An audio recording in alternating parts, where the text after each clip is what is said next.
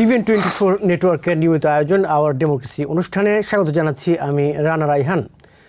ইরানের হামলার পর ইসরায়েলকে পাল্টা হামলা না চালানোর পরামর্শ দিয়েছে আমেরিকা, ব্রিটেন এবং France. State secretary Antony Blinken জানিয়েছেন, উত্তেজনা প্রশমনের লক্ষ্যে বাইডেন প্রশাসন কূটনৈতিক চেষ্টা চালাচ্ছে। সোমবার ব্রিটেনের পররাষ্ট্রমন্ত্রী ডেভিড ক্যামেরন একই সুরে কথা বলেছেন, ইসরায়েলের পাল্টা হামলা চালানো ঠিক হবে না। ফ্রান্সের প্রেসিডেন্ট ইমানুয়েল ম্যাক্রো বলেছেন, তারা ইসরায়েলকে বোঝানোর চেষ্টা করবেন। এদিকে ইসরায়েল ডিফেন্স ফোর্সের বা আইডিএফ প্রধান জেনারেল হারজি হালিভি বলেছেন, ইরানের হামলার জবাব দেবে তেল আবিব। তবে ঠিক কীভাবে, কখন এই জবাব দেওয়া হবে সে বিষয়ে কিছুই জানাননি তিনি। হামলার পর এর প্রতিশোধের বিষয়ে ইসরায়েলের পক্ষ থেকে এটি প্রথম আনুষ্ঠানিক মন্তব্য। ইরানের ক্ষেপণাস্ত্র ড্রোন হামলার জবাব দেবে ইসরায়েল। দেশটির প্রধানমন্ত্রী বেঞ্জামিন নেতানিয়াহুর নেতৃত্বাধীন যুদ্ধকালীন মন্ত্রিসভা সোমবার এক বৈঠকে এই হামলার বিষয়ে সিদ্ধান্ত নিয়েছে। তবে প্রেসিডেন্ট আইজাক হারজগ বলেছেন, মধ্যপ্রাচ্যে বিপর্যয় ঘটতে পারে এমন আশঙ্কায় ইরানের সাথে যুদ্ধ চায় না ইসরায়েল। একটি আমরা বিপরীত চিত্র দেখতে পাচ্ছি। ইরানের ছোড়া ড্রোন ক্ষেপণাস্ত্র প্রতিহত করার কাজে অংশ নেয় আমেরিকা, ব্রিটেন, ফ্রান্স, জর্ডান। অনেকেই প্রশ্ন করছেন, জানতে চাচ্ছেন, জর্ডান কেন ইসরায়েলকে রক্ষায় অংশ নিল? এ বিষয়ে আমরা আলোচনার চেষ্টা করব। এছাড়া এরই মধ্যে সৌদি আরব জানিয়েছে, একটি বিবৃতিতে সৌদি আরবের পত্রিকায় এসছে, রাষ্ট্র নিয়ন্ত্রিত পত্রিকাগুলোতে এসছে, আমরা দেখেছি তারা ইরানের ছোড়া ড্রোন ও ক্ষেপণাস্ত্র প্রতিরোধ করার কাজে অংশ নেয়নি, এরকম তারা স্পষ্ট ভাষায় বলেছে। এটা তাদেরকে কেন এই ব্যাখ্যা দিতে হলো, কেন এটার কারণ কি, ভূরাজনৈতিক কারণ আছে কিনা, এটা আমরা খোঁজার চেষ্টা করব। ইসরায়েলের ওপর ইরানের ড্রোন ও ক্ষেপণাস্ত্র হামলাকে নজিরবিহীন বলে উল্লেখ করেছেন প্রেসিডেন্ট জো বাইডেন। তবে এই হামলা নজিরবিহীনভাবেই প্রতিহত করা হয়েছে বলেও দাবি করেন তিনি। সোমবার হোয়াইট হাউসে ইরাকের প্রধানমন্ত্রী মোহাম্মদ শিয়া আল সুদানির সাথে বৈঠকে এসব কথা বলেন বাইডেন। এ সময় ইসরায়েলের সুরক্ষা নিশ্চিত করতে আমেরিকা প্রতিশ্রুতিবদ্ধ বলেও জানান প্রেসিডেন্ট। এদিকে ইরানকে জবাবদিহিতার আওতায় আনতে বিশ্বের প্রতি আহ্বান জানান ন্যাশনাল সিকিউরিটি কাউন্সিলের মুখপাত্র জন কার্বি। আরেকটি ঘটনা, জুরি বাছাই প্রক্রিয়া শুরুর মধ্য দিয়ে শেষ হয়েছে সাবেক প্রেসিডেন্ট ডোনাল্ড ট্রাম্পের বিরুদ্ধে ঘুষ দেওয়ার মামলার প্রথম দিনের বিচার কাজ। একজন পর্নো তারকাকে তার মুখ বন্ধ রাখতে বলা হয়, অভিযোগ রয়েছে $130,000 ঘুষ দিয়েছেন তিনি। তার পক্ষে তার তৎকালীন ব্যক্তিগত আইনজীবী মাইকেল কোহেন। এই বিষয়টিও আমরা শুরু করব। এর মধ্যে আমরা দেখেছি একটি দেওয়ানি মামলার রায় হয়েছে, এটি আরেকটি ফৌজদারি মামলা। এইটি ঐতিহাসিক মামলা বলা হচ্ছে, কারণ সাবেক বা বর্তমান যে কোনো একজন প্রেসিডেন্টের বিরুদ্ধে এ ধরনের মামলার বিচার প্রথম। এটি নিয়ে আমরা আলোচনা করার চেষ্টা করব। আমার সাথে আছেন সৈয়দ মাহমুদুল্লাহ, সিনিয়র সাংবাদিক, আপনাকে স্বাগত জানাচ্ছি। আরও আছেন professor doctor M Khaliquzzaman, commonwealth university of Pennsylvania, আপনাকেও স্বাগত জানাচ্ছি। ধন্যবাদ। আমি শুরুতেই এই বিষয়ে যাব, ইসরায়েল প্রসঙ্গে আলোচনার জন্য যাব সৈয়দ মাহমুদুল্লাহর কাছে, যে তার কাছে জানতে চাইব তার প্রাথমিক প্রতিক্রিয়া। আমার ধারণা তিনি এই যে পরিবর্তিত পরিস্থিতি এ বিষয়ে তিনি পর্যবেক্ষণ করছেন এবং তার কাছে প্রাথমিক মূল্যায়ন আমি জানতে চাইব। এটা একটা উত্তেজনাকর পরিস্থিতি নিঃসন্দেহে, কারণ দামাস্কাসে এপ্রিল মাসের 1 তারিখে ইরানের দূতাবাসের উপরে কনসুলেট জেনারেল অফিসে হামলা চালিয়ে ইরানের বেশ কয়েকজন অসামরিক ব্যক্তিকে হত্যা করেছিল ইসরায়েল। তার প্রতিশোধ হিসাবে পরশু ইরান এই আক্রমণ চালিয়েছে, ড্রোন এবং ক্ষেপণাস্ত্র মিলে প্রায় 300 পাঠিয়েছে। তো এটার ইন্টারেস্টিং একটা দিক আছে, সেটা হচ্ছে তারা এটা আক্রমণ করেছে, তারা মনে করেছে যে ইসরায়েল এভাবে একতরফাভাবে সব রীতিনীতি ভঙ্গ করে তাদের উপর হামলা চালিয়ে যাবে, তারা এটার জবাব দেবে না, এটা হতে দিতে চায়নি তারা। অ্যাট দি সেম টাইম একই সঙ্গে তারা কি করেছে, এই হামলা চালানোর 2-2.5 দিন আগে যুক্তরাষ্ট্রকে সহ পশ্চিমা কয়েকটা দেশকে, জর্ডান এবং মধ্যপ্রাচ্যের তার প্রতিবেশী আরব রাষ্ট্রগুলোকে জানিয়ে দিয়েছে। এবং সম্ভবত তারা এটাও বলেছে যে ইসরায়েলে প্রচন্ড ক্ষতিকর হবে এরকম কিছু তারা করবে না, এমন ভাবে তার পাঠাবে। কিন্তু আমি বলে রাখি এখানে একটি ফুটনোট দিতে হবে, সেটি হচ্ছে আমেরিকা আজকে, গতকালকেও বলেছে, আজকে বলেছে হোয়াইট হাউস থেকে যে প্রেস ব্রিফিং হয় সেখানে ইরান যেটা বলেছে 72 ঘন্টা আগে আমেরিকাকে তারা জানিয়েছে হামলার প্রসঙ্গে। আমেরিকা কিন্তু হোয়াইট হাউস আজকে এটা অস্বীকার করেছে। আমার মনে হয় না, মানে হোয়াইট হাউস কি বলেছেন আমি জানি না, কিন্তু প্রতিবেশী সবগুলো রাষ্ট্র আজকে বলেছে, হয়তো আপনাকে বক্তব্যটা শোনাতে পারলে ভালো হতো, কিন্তু স্পষ্ট ভাষায় তারা বলেছে যে তারা এরকম কিছু জানতে পারেনি। তারা আজকে বলেছে, অথচ ইরান 24 ঘন্টা বা 30 ঘন্টা আগে এই অ্যানাউন্সমেন্ট দিয়েছে। তারা 30 ঘন্টা পরে বা 24 ঘন্টা পরে কেন ডিনাই করতে হলো, এটা একটা প্রশ্ন। আরেকটি বিষয় আজকে বলেছে তো বটে, গতকালকেও বলেছে। আমরা গতকালকে এই বিষয়ে আমাদের নেটওয়ার্কে সংবাদ করেছি আমরা। জি বলেছে গতকাল আমি খেয়াল, তাহলে আমার ভুল হয়েছে। যাই হোক, তো তারা আগে ভাগে সবাইকে জানিয়েছে, তার মানে, এবং জানিয়েছে, এবং সেই হিসাবে যুক্তরাষ্ট্র 3 দিন আগে থেকে বলছিল যে ইরান একেবারে ডেফিনিটিভ নির্দিষ্ট বলছিল ইরান আক্রমণ করছে, এইটা বলে দিচ্ছিল আক্রমণ করতে যাচ্ছে। এই একটা। 2 নম্বর হচ্ছে তারা এই পশ্চিমা দেশগুলো সহ এই 3-4টা পশ্চিমা, যুক্তরাষ্ট্র, জার্মানি সহ 3-4টা পশ্চিমা দেশ অংশ নিয়েছে এটা প্রতিরোধ করার ক্ষেত্রে। জর্ডান পর্যন্ত প্রতিরোধ করেছে। প্রতিরোধ করার কারণ হচ্ছে, মানে এমন ভাবে করেছে যাতে ইসরায়েলের ক্ষতি না হয়, এবং খুব ন্যূনতম একটা বাচ্চা আহত হয়েছে গুরুতরভাবে, সেটা একটা বেদুইন রাখাল বালক বলে বলা হচ্ছে। যাই হোক, তো ইসরায়েলে তেমন ক্ষতি হয়নি, একটি সামরিক ঘাঁটিতে ন্যূনতম ক্ষতি হয়েছে। ফলে এমন ভাবে তারা জানিয়ে দিয়েছে তাদের কাছে অস্ত্র আছে, এইটা তাদের চূড়ান্ত সবচেয়ে সক্ষম অস্ত্র না, তারা কিন্তু দরকার মতো হামলা করতে পারে। এতদিন যে পশ্চিম এবং ইসরায়েল ধারণা করছিল তারা হামলা করে ইরানকে একেবারে মানে বিকলাঙ্গ করে দেবে, ক্রিপেল করে দেবে, সেটা সম্ভবত তারা পারবে না, ওটা অত সহজ হবে না। এর মানে এই না যে তারা ক্ষতি করতে পারবে না, পারবে, কিন্তু একেবারে বিকলাঙ্গ করে দেবে, অচল করে দেবে সেটা নাও করতে পারে। এটা একটা জানান দেওয়া। আর এইটা একটা। আর প্রতিবেশী রাষ্ট্রগুলো যারা ইসরায়েলের সাথে একেবারে অত্যন্ত মানে গাঁটছড়া বাঁধার জন্য উন্মুখ হয়ে দাঁড়িয়েছিল, এই 7ই অক্টোবর ওই আক্রমণের পরবর্তীতে একটা থমকে গেছে, আবার সেটা যুক্তরাষ্ট্র সহ অন্যরা চেষ্টা করছে সৌদি আরবের সাথে পূর্ণ কূটনৈতিক সম্পর্ক স্থাপন করা এবং আরব দেশগুলোর সাথে সম্পর্ক পুনরুদ্ধার করা।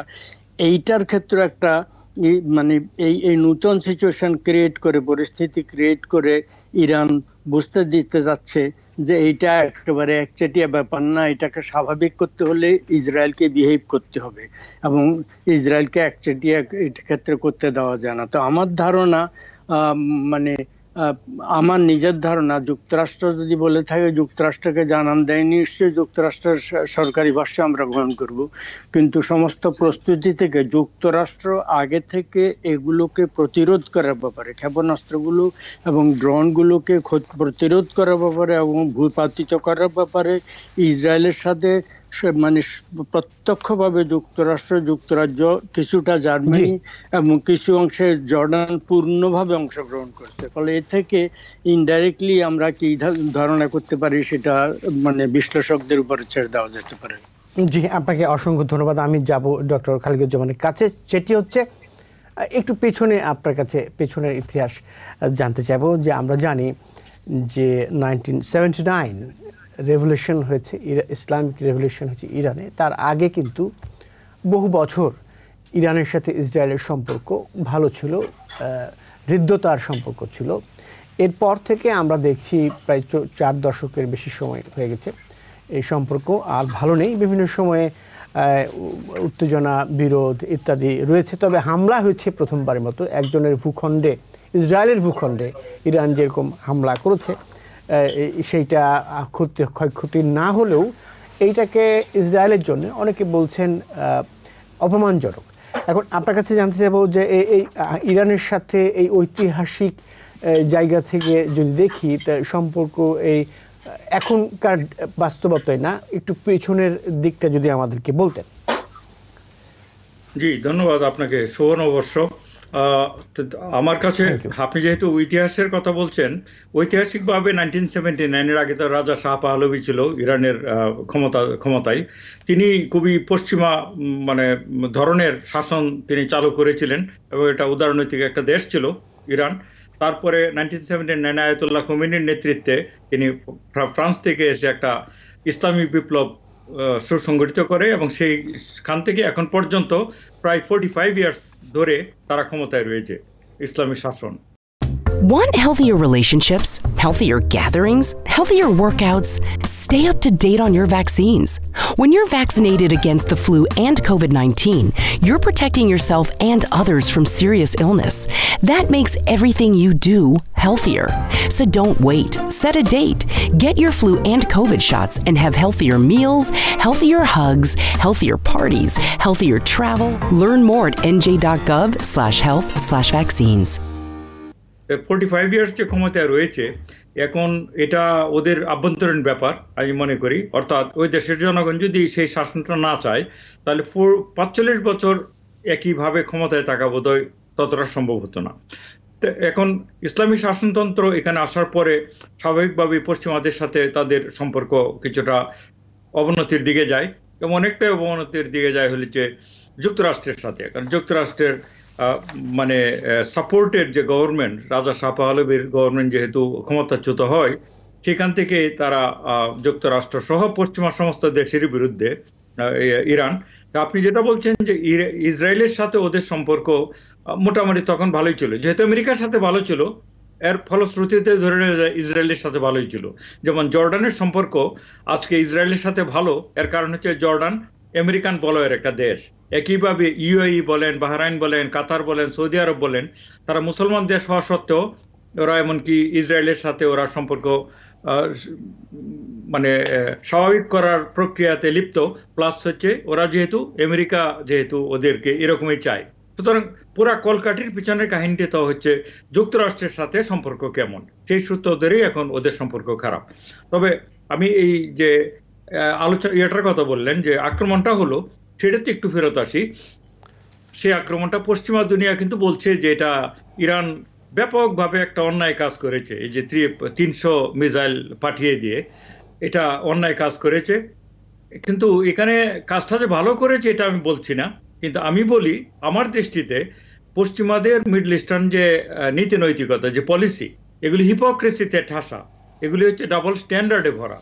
কারণ ওরা খুব বেমালুম সুবিধাজনকভাবে ভুলে গেছে যে 1 এপ্রিল যে আক্রমণটা করলো তারা সিরিয়াতে ইরানের কনসুলেটকে একটা দেশের মানে নিজস্ব ভূমির অংশ ধরা হয়, যে কোনো দেশের এমবাসিকেই সেই দেশের অংশ ধরা হয়।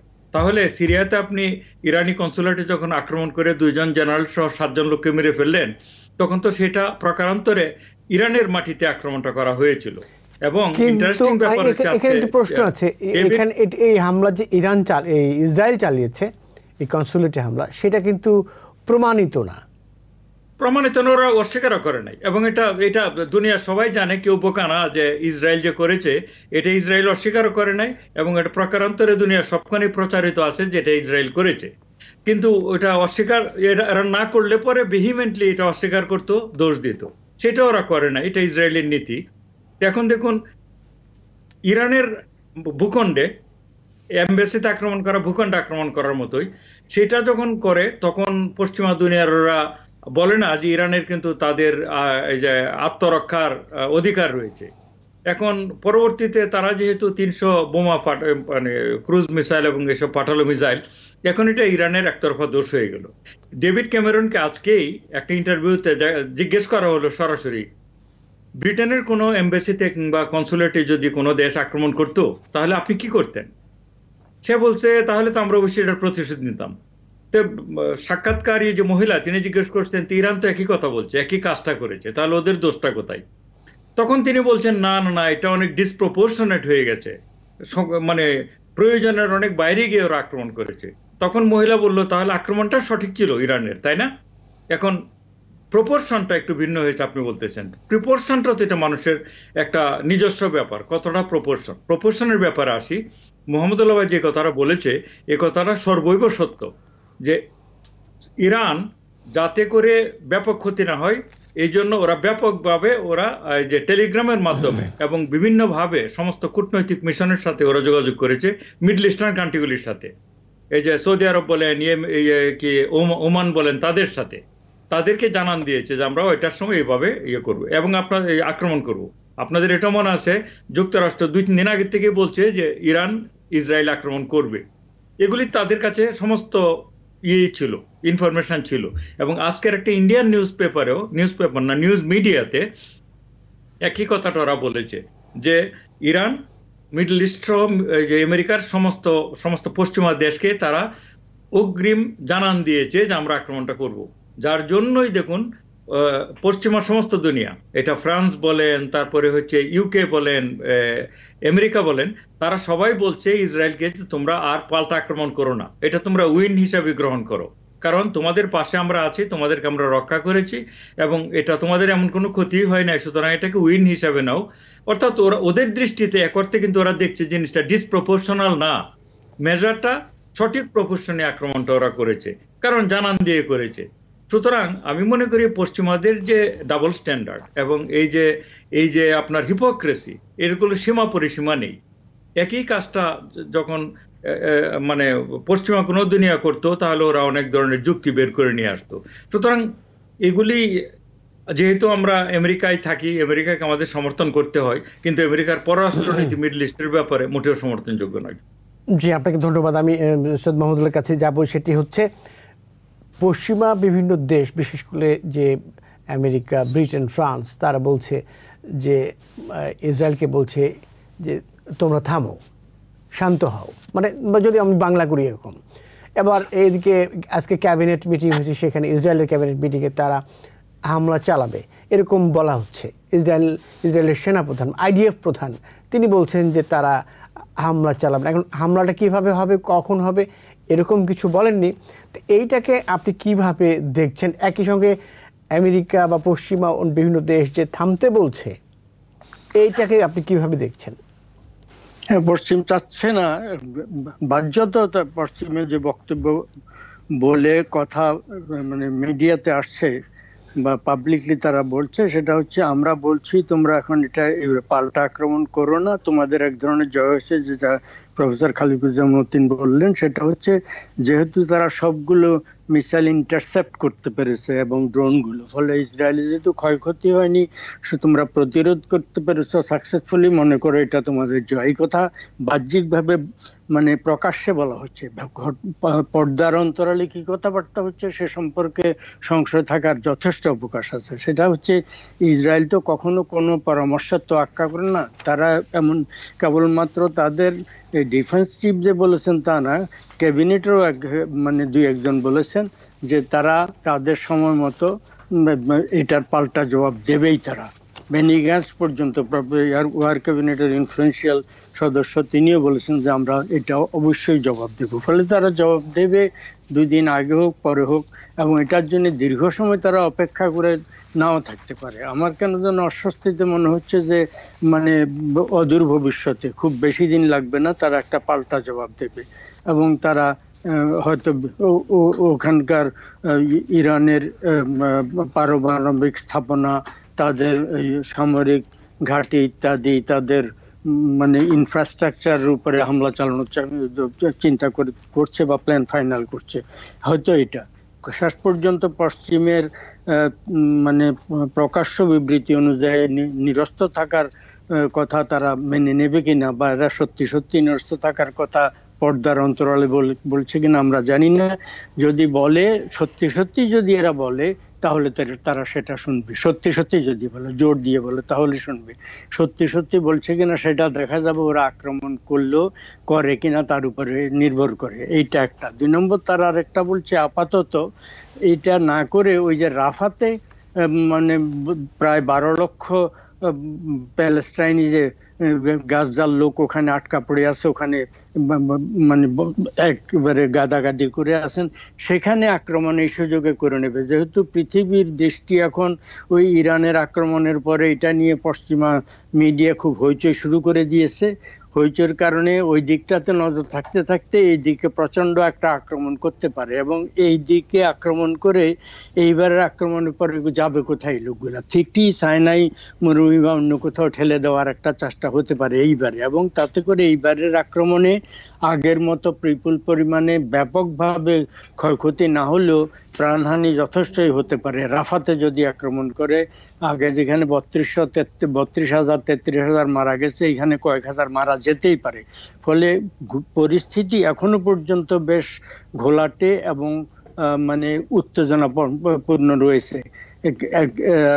এইটার জন্য একটা আশঙ্কা। ইরানের একটা সমস্যা হচ্ছে যে ইরানের আধুনিক কিছু ক্ষেপণাস্ত্র তারা বানিয়েছে, হয়তো কিছু পাওয়ারফুলও আছে, ড্রোন বানাতে তারা বেশ ওস্তাদ, কিন্তু তাদের মানে ফাইটার জেট সেই শাহর আমলে, ইরানের শাহ যে পাহলাভির আমলের আগের, তারপরে আর নতুন কোন মানে যুদ্ধ বিমান তাদের কাছে নেই।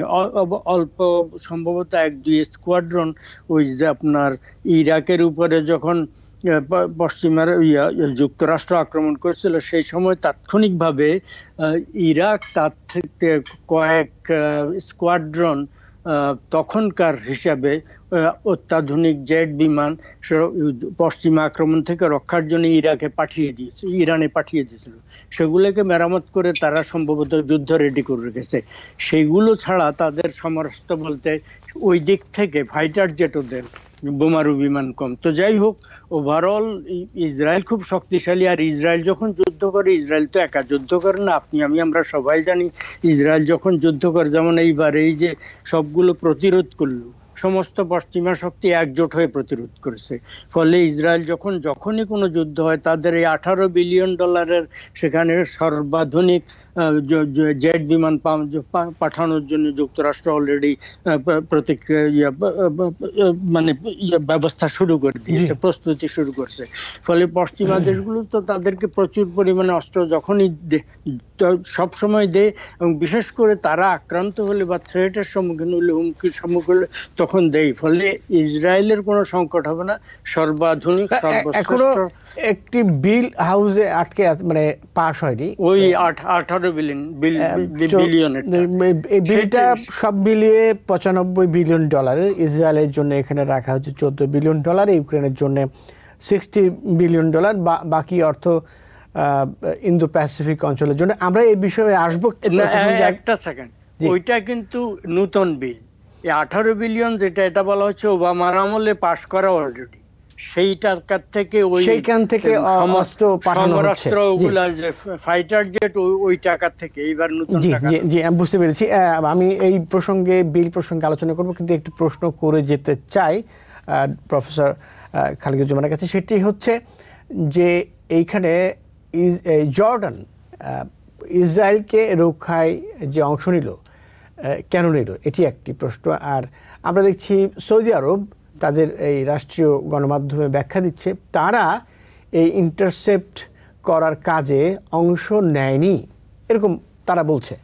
তো এটা একজনকে কেন বলতে হচ্ছে, একজনকে কেন এই অংশ নিতে হচ্ছে, এটার জিওপলিটিক্সটা আসলে কোথায়, একটু জানতে চাইবো। একটু ছোট্ট বিরতির থেকে ফিরে এসে আপনারা সাথে থাকবেন। দর্শক, আপনারা যারা অনুষ্ঠানটি দেখছেন, আশা করছি ভালো লাগছে। একটু পরই ফিরে আসছি। Want healthier relationships, healthier gatherings, healthier workouts? Stay up to date on your vaccines.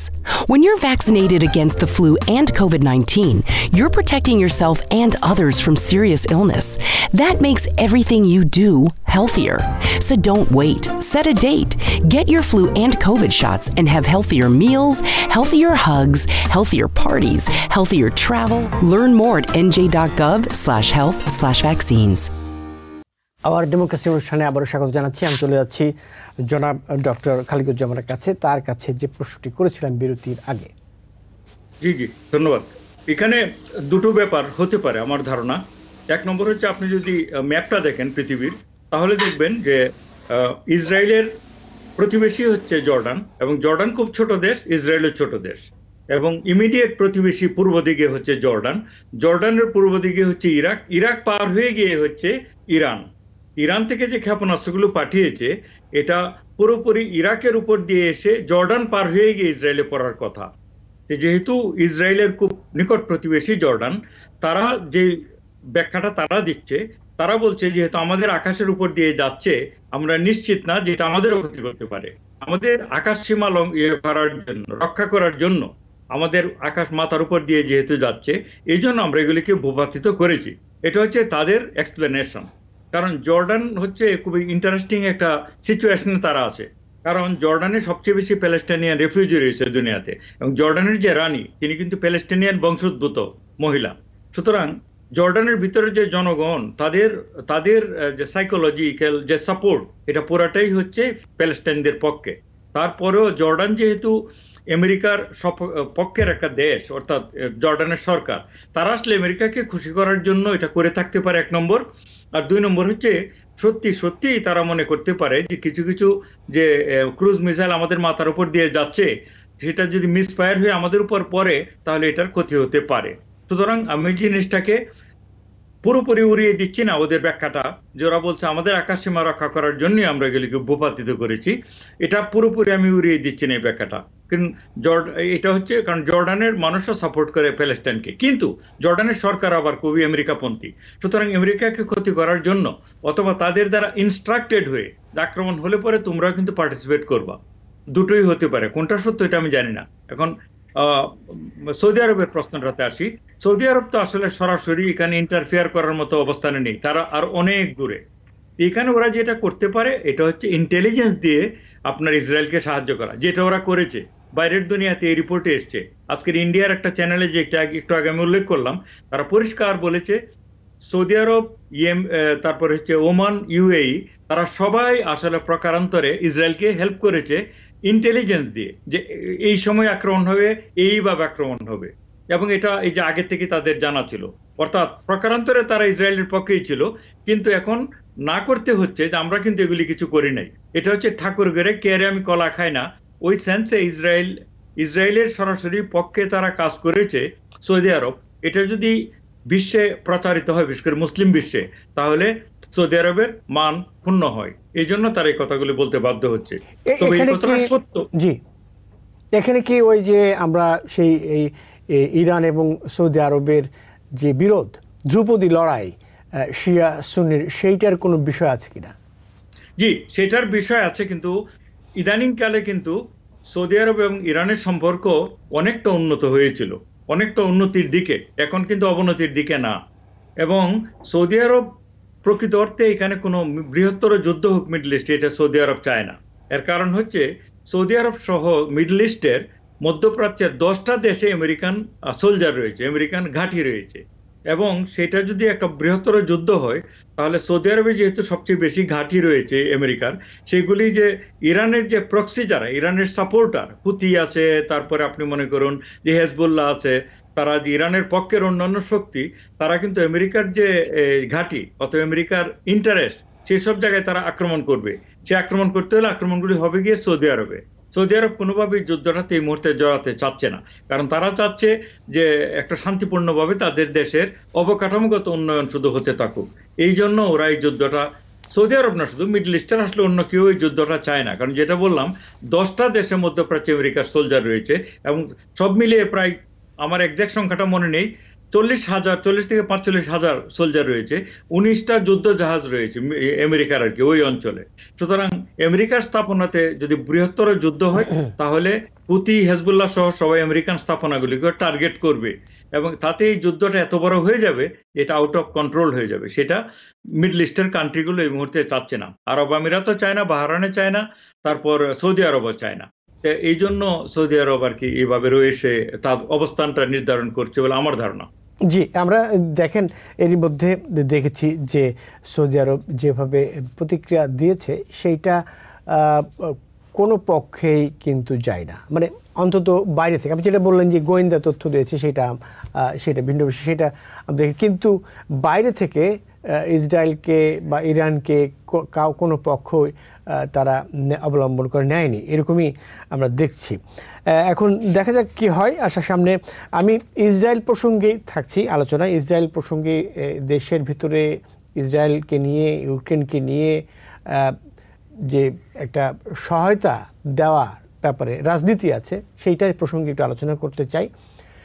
আমরা দেখছি যে রিপাবলিকানদের একটি পক্ষ, বিশেষ করে উগ্র যাদেরকে ম্যাগা বলা হচ্ছে, যারা একই সঙ্গে তাদের একটি সংগঠন রয়েছে, খুব রাশভারী নাম, হাউস ফ্রিডম ককাস, তারা এখানকার সদস্য এই সংগঠনের বা ফোরামের।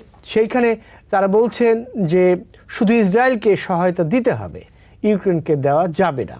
কিন্তু বাইডেন প্রশাসন, প্রেসিডেন্ট বাইডেন নিজেও চান যেন ইউক্রেন, ইসরায়েল, একই সঙ্গে ইন্দো প্যাসিফিক বা তাইওয়ানকে এই বিলের মধ্যে, প্যাকেজ বিলের মধ্যে ইনক্লুড করা হয়। কিন্তু আমরা সর্বশেষ মাইক জনসন স্পিকার, তিনি যেটি বলেছেন, তিনি এর মধ্যে আমরা দেখেছি সাবেক প্রেসিডেন্ট ডোনাল্ড ট্রাম্পের সাথে মার-আ-লাগোতে তার বাসভবন, সেখানে বৈঠক করেছেন। সেখানে তার সঙ্গে তার ঘনিষ্ঠতা আছে এরকম বলা হচ্ছে, এবং তাকে আরেকটি সমস্যায় তিনি পড়েছেন, এই উগ্রপন্থীদের কাছ থেকে, যাকে বলা হয় যে অপসারণের ঝুঁকিতে পড়েছেন। এর মধ্যে একজন মার্জরি টেইলর গ্রিন, আমরা জানি তিনি কংগ্রেসম্যান, এবং তিনি দাবি করছেন ওয়াশিংটনে যদি ডোনাল্ড ট্রাম্পের বড় বড় সমর্থক কেউ থেকে থাকেন তাহলে তাদের মধ্যে তিনি একজন, এবং তিনি জনসনকে সরাতে চান। তো এই ক্রাইসিসটা আমি সংক্ষেপে বলার চেষ্টা করলাম। আমি সৈয়দ মাহমুদুল্লাহর কাছে এই বিষয়ে জানতে চাইব, আসলে কি এর মধ্যে বলে রাখি, হোয়াইট হাউস কিন্তু বলে দিয়েছে, আজকেও বলেছে যে ইসরায়েল ফান্ডিং বিল, শুধু ইসরায়েল ফান্ডিং বিল যদি হোয়াইট হাউস এই প্রেসিডেন্টের ডেস্কে যান, তারা প্রেসিডেন্ট এতে সই বা স্বাক্ষর করবেন না। কিভাবে ব্যাখ্যা করবেন বিষয়টা? না, সেটা একটা চাপ দেওয়ার জন্য, যে খালি ইসরায়েলের জন্য হলে তো 1, 2, 3 এরা পাশ করে দেবে, কোনো একেবারে দ্বিধাই করবে না। রিপাবলিকান পার্টির প্রায় সবাই সমর্থন করবেন, ডেমোক্রেটিক পার্টিরও মেজরিটি সমর্থন করে ফেলবেন, এটা কোনো অসুবিধা হবে না। কেবলমাত্র প্রগ্রেসিভ সোশ্যাল ডেমোক্রেটিক কয়েকজন সদস্য আছেন, ধরা যাক 1/4, 25-30 জন হয়তো বিরোধিতা করবেন ডেমোক্রেটিক পার্টির, ফলে ওটা পাশ হয়ে যাবে। ইউক্রেন সহ একসাথে করার কারণে, ইউক্রেনের ব্যাপারে দুই কারণে রিপাবলিকান পার্টিতে, একটা হচ্ছে যে ইউক্রেনে তো ইতিমধ্যে বিপুল পরিমাণে অর্থ দেওয়া হয়েছে যুক্তরাষ্ট্র থেকে, পশ্চিমা দেশগুলো থেকে। এখনো পর্যন্ত সর্বশেষ তথ্য জানা যাচ্ছে, ইউক্রেন বলছে যে ইউক্রেনে মানে বেশ ইউক্রেনের পূর্বাঞ্চলে রাশিয়া বেশ সুবিধাজনক অবস্থানে আছে, তাদের ক্ষয়ক্ষতি করে চলেছে। যদিও ইউক্রেন রাশিয়ার ভিতরে গিয়ে আজকেও একটা হামলা করে তাদের ক্ষয়ক্ষতি করে, যাই হোক। তো ফলে ইউক্রেনকে সেভ করার জন্যে মানে রিপাবলিকান পার্টির ভিতরে বিপুল পরিমাণে, যথেচ্ছ পরিমাণে আনলিমিটেড অর্থ দেওয়ার ব্যাপারে, কারণ তারা বলছে যে যুক্তরাষ্ট্র নিজেই ডেফিসিট ফাইন্যান্সিং করে, ডেফিসিট করে চলছে, তারা এত বিপুল পরিমাণে অর্থ কেন ওই দেশে দেবে। তো এটা একটা কথা। 2 নম্বর হচ্ছে যে ভিতরে দুই পার্টির লোকরাই জানেন যে ইউক্রেনে যে যুদ্ধ হচ্ছে শেষ পর্যন্ত এইটা মানে ইউক্রেন একদম জিতে যাবে, রাশিয়া হেরে নাস্তানাবুদ হয়ে যাবে, এর সম্ভাবনা কম। 1। 2 নম্বর হচ্ছে ইউরোপিয়ানরাও ক্লান্ত হয়ে পড়েছে মানে অর্থ দিতে দিতে, এবং ইউরোপের অস্ত্র ভান্ডারগুলো, যেগুলো তারা অস্ত্র তৈরি করে যথেষ্ট পরিমাণে গোলা বারুদ যে পরিমাণ ইউক্রেনের দরকার না, যুক্তরাষ্ট্র দিতে পারছে ওই পরিমাণে সাপ্লাই, এবং এখানে আমি একটি মানে ফুটনোট দিতে চাই আপনার বক্তব্যে। আপনি যেটা বললেন যে ক্লান্ত হয়ে পড়েছে ইউরোপ তো একটি ফান্ড তৈরি করছে, তারা কয়েকটি দেশ, শক্তিশালী দেশগুলো মিলে, যেটাকে তারা ট্রাম্প প্রুফ এইড বলছেন, ফান্ড বলছেন। অর্থাৎ ট্রাম্প ক্ষমতায় এলেও যেন আমেরিকার কাছ থেকে আর্থিক সহায়তা পাওয়া যায়, এরকম নিশ্চয়তা আমেরিকার কাছ থেকে চাচ্ছেন, বাইডেন প্রশাসনের কাছ থেকে চাচ্ছেন এই মুহূর্তে। এবং তারা স্বতন্ত্রভাবে একটি ফান্ড গঠন করছেন একটি বড় ইউক্রেনের জন্য। আমি শেষ একটা উদ্যোগ তারা নিয়েছেন একটা ফান্ড তৈরি করার জন্য। কারণ যদি আকস্মিকভাবে মানে এখন নভেম্বরে এর ভিতরে যুক্তরাষ্ট্রে যদি এই বিলটা পাস না হয়, $94 যেটা বললেন, তার ভিতরে মানে 2/3 এর বেশি 60 কত প্লাস $বিলিয়ন ইউক্রেনের জন্য, তো সেটা যদি মানে বাধাগ্রস্ত হয় তাহলে তো একেবারে ধসে পড়বে। এইটা এমন না যে তারা চাচ্ছেন ইউক্রেন একেবারে ধসে পড়ুক, সম্পূর্ণভাবে পরাভূত হয়ে যাক, তা নাস্তানাবুদ হয়ে যাক, তাহলে তাদের সার্বভৌমত্ব চ্যালেঞ্জের সম্মুখীন হবে। রাশা খুব বলশালী, তাদের শক্তিমত্তাও বাড়বে, তাদের সাহসও বেড়ে যাবে। এইটা তারা চান না। রাশা প্রচন্ডভাবে হেরে যাবে যেমন তারা আশা করেন না, রাশাকে নাস্তানাবুদ করতে পারবে এইরকম কোনো ধারণা পশ্চিম ইউরোপের কারোই নেই। এবং তাদের সেই পরিমাণ অর্থ এবং মানে সমরাস্ত্র তৈরির সামর্থ্য তারা এই পর্যন্ত দেখাতে পারছেন না। এবং সেই পশ্চিম ইউরোপের জনগণ টায়ার্ড হয়ে গেছেন এই পরিমাণ। এবং প্রায় 6-7 মিলিয়ন ইউক্রেনিয়ান লোক ওই দেশে অলরেডি আশ্রয় নিয়েছে এবং আরো অনেকে আশ্রয় নেওয়ার সম্ভাবনা আছে। তো এই অবস্থায় তারা নানা কারণে তারা চাচ্ছেন যে ইউক্রেনের যুদ্ধের মোটামুটি ভাবে তারা বজায় রাখতে পারলে, রাশিয়ার উপরে চাপটা বজায় রাখতে পারলে ইউক্রেনের যুদ্ধে, তাহলে রাশিয়া মোটামুটি বা সহনশীল একটা আপোষের ব্যবস্থা হবে। সেই সহনশীল হচ্ছে পূর্বাঞ্চলে রাশিয়ান ভাষাভাষী অঞ্চল রাশিয়াকে দিয়ে একটা সমঝোতা করা। আপনার কাছে আবারও আসবো যদি সম্ভব হয়, আমাদের হাতে সময় থাকলে। প্রফেসর খালেকুজ্জামান, আপনার কাছে যেটি জানতে চাইবো, আরেকটি প্রসঙ্গে চলে যেতে চাই। এই প্রসঙ্গে আপনি প্রতিক্রিয়া সংক্ষেপে দিতে পারেন, কিন্তু আজকে ডোনাল্ড ট্রাম্পের বিরুদ্ধে যে ঘুষ দেওয়ার মামলা রয়েছে, হাসমানি মামলা বলা হচ্ছে, তিনি একজন পর্নো তারকাকে তার তৎকালীন ব্যক্তিগত আইনজীবীর মাধ্যমে ঘুষ দিয়েছেন, সেটার বিচার শুরু হয়েছে। সেটার একটা ক্রাইসিস দেখা যাচ্ছে এখানে। একজন নিরপেক্ষ জুরি খুঁজে পাওয়া কঠিন হচ্ছে। এটাকে আপনি কিভাবে দেখছেন? জি, ধন্যবাদ আপনাকে। আসলে আগের প্রশ্নটা যদি একটু সামান্য ফেরত যায়, এটা রাশিয়ার সাথে যে ইউক্রেনের যুদ্ধ, এটাতে রিপাবলিকানরা মোটা দাগিয়ে আসলে চায় না যে মানে ইউক্রেন অফেন্সিভ হোক রাশিয়ার এগেনস্টে। তারা চাচ্ছে তারা তাদের যে শেষ পরিস্থিতি, শেষ অবস্থান, সেটা শুধু ধরে রাখুক, অর্থাৎ ডিফেন্সিভ ভাবে যুদ্ধটা করুক। কারণ হচ্ছে ইউএস এর কেউ বলছে, অনেকজন, যেমন জেডি ভ্যান্স আছে একজন, যে হচ্ছে ওহাইওর, তিনি বলছেন যে যে পরিমাণ অস্ত্র ইউক্রেন দাবি করছে আমাদের কাছ থেকে, এই পরিমাণ অস্ত্র আমরা একসাথে উৎপাদনও করতে পারি না আমেরিকাতে। যত অস্ত্র আমরা বানাচ্ছি, পেট্রিয়ট মিসাইল, সেগুলি যে সব তাদেরকে দিয়ে দেই, তাহলে আমাদের নিজস্ব যে নিরাপত্তা, এটা হুমকির মুখে পড়বে। অর্থাৎ রাশিয়াকে ঠেকাতে হলে যে পরিমাণ অস্ত্র প্রয়োজনটা আমাদের হাতে নেই, এক কথায়। এই প্রকারান্তরে তিনি বলতে চাচ্ছেন ইউক্রেনের উচিত যেই জায়গাটা রাশিয়া অলরেডি দখল করেছে, এটা এক ধরনের সমঝোতা এসে এটাকে মীমাংসা করে ফেলা, এটাই প্রকারান্তরে উনি বলতে চাচ্ছেন। এবং এটাই শেষ পর্যন্ত ঘটবে। এটাকে বড় আলোচনা অন্যদিন আমি করতে পারি। এটা যে ঘটবে এটা আমি অনেক আগের থেকে আমি বলে আসছি, যে এটা রাশিয়াকে পর্যদস্ত করে সেই জায়গা উদ্ধার করা কোনোদিনও সম্ভব হবে না। এটা একটা তৃতীয় একটা। আর আপনি যেটা বলছেন যে ডোনাল্ড ট্রাম্পের যে বিষয়টি, সেটা তো ঐতিহাসিক একটা মামলা। আপনি নিজেই বলেছেন প্রারম্ভিকভাবে আমেরিকার কোনো প্রাক্তন কিংবা বর্তমান প্রেসিডেন্টের কে বিরুদ্ধে দেওয়ানি মামলা জীবনেও হয়নি, এটা প্রথমবার হচ্ছে। তবে জুরি পাওয়াটা নিউ ইয়র্কে একটু কঠিন হবে, কারণ হচ্ছে যে জুরোরদেরকে 42টা প্রশ্নের উত্তর দিতে হয়। যে এর মধ্যে 1-2টা প্রশ্ন আছে যেগুলিতে সরাসরি জিজ্ঞেস করা হয় যে তুমি কি ডোনাল্ড ট্রাম্পের কোনো ধরনের র্যালি, কোনো ধরনের কোনো কিছুতে সমর্থন করেছো কিনা, অথবা তার যে বিভিন্ন শো এগুলি তুমি দেখো কিনা। উল্টাটা আবার বলা হয় তুমি আবার যে ডোনাল্ড ট্রাম্পের বিরুদ্ধে গিয়ে অ্যান্টিফার সিম্পাথাইজার কিনা। এতগুলি প্রশ্ন আমেরিকার কোর্টে যখন মানুষ উত্তর দেয় আন্ডার দ্য ওথ, সঠিক কথা বলতে হয়, আদারস তারা নিজেরা বিপদে পড়তে পারে। এই জাতীয় নিরপেক্ষ লোক যে ডোনাল্ড ট্রাম্পের কথা শুনেইনি এবং তার সম্বন্ধে নিজস্ব কোনো দৃষ্টিভঙ্গি নেই, এটাই জুরি হওয়ার কথা, এমন মানুষ খুঁজে পাওয়াটা কঠিন হবে। তবে আলটিমেটলি পাওয়া যাবে না এমন না। আমাদের দরকার 12 জন লোক, 12 জন জুরি, আর 6 জন হচ্ছে অল্টারনেটিভ। 18 জন লোককে ওরা কিন্তু সিলেক্ট করবে শত লোকের মধ্য থেকে। সুতরাং আলটিমেটলি সেই জুরি তারা পেয়ে যাবে। এই যে কঠিন হয়ে যাচ্ছে কাজটা, এটা কি নিউ ইয়র্ক একটা ডেমোক্রেটিক অধ্যুষিত স্টেট, এই কারণে? এটা একটা কারণ। আর নিউ ইয়র্ক ডেমোক্রেটিক স্টেট, আর নিউ ইয়র্কে হচ্ছে ডোনাল্ড ট্রাম্পের বাড়ি, এবং তাতে করে তার সম্বন্ধে আগ্রহ, তার সম্বন্ধে খোঁজ খবর সবাই রাখে। এই দেশের যে জুরি সিস্টেমটা আমেরিকাতে, আমরাও দুই একবার যেমন জুরি কলে যেতে হয়, সেটা যেটা হয়, যেই মামলাটার আপনি জুরি বা জুরর হবেন, সেটার সম্বন্ধে প্রকৃত অর্থে আপনার তেমন কোনো পক্ষপাত নেই এমন প্রমাণ করতে হয় আর কি, অথবা এই মামলাটার খোঁজ খবর আপনি অতটা রাখেননি, এরকম মামলার জুরি হওয়া যায়। এখন ডোনাল্ড ট্রাম্পের মামলার খোঁজ খবর রাখেনি এমন মানুষ কোথায় আপনি পাবেন? সেটা হচ্ছে বিষয়। ধন্যবাদ ডক্টর খালিকুজ্জামান। আমি সৈয়দ মাহমুদুল্লাহর কাছে একই বিষয়ে জানতে চাইবো, এই যোগ এখানে কি দেখছেন? এইটা তো রাজনৈতিকভাবে এই মামলায় ডোনাল্ড ট্রাম্প পিছিয়ে পড়বেন না এগিয়ে যাবেন, কি দেখবেন?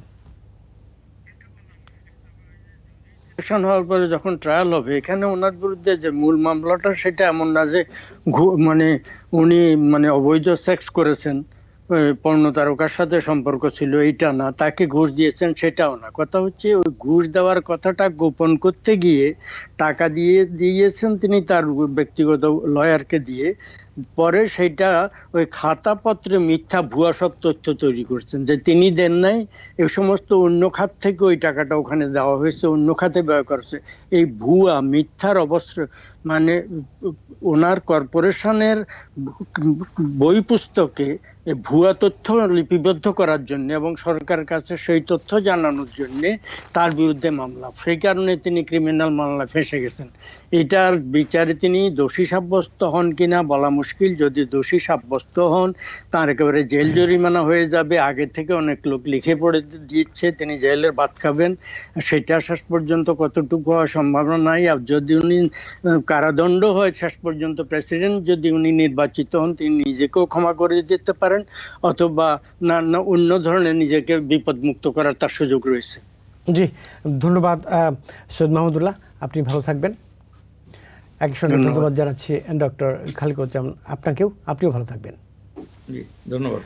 এই ছিল আজকের মতো আওয়ার ডেমোক্রেসি অনুষ্ঠানে। দেখা হবে আগামী পর্বে। সবাই ভালো থাকবেন, সুস্থ থাকবেন।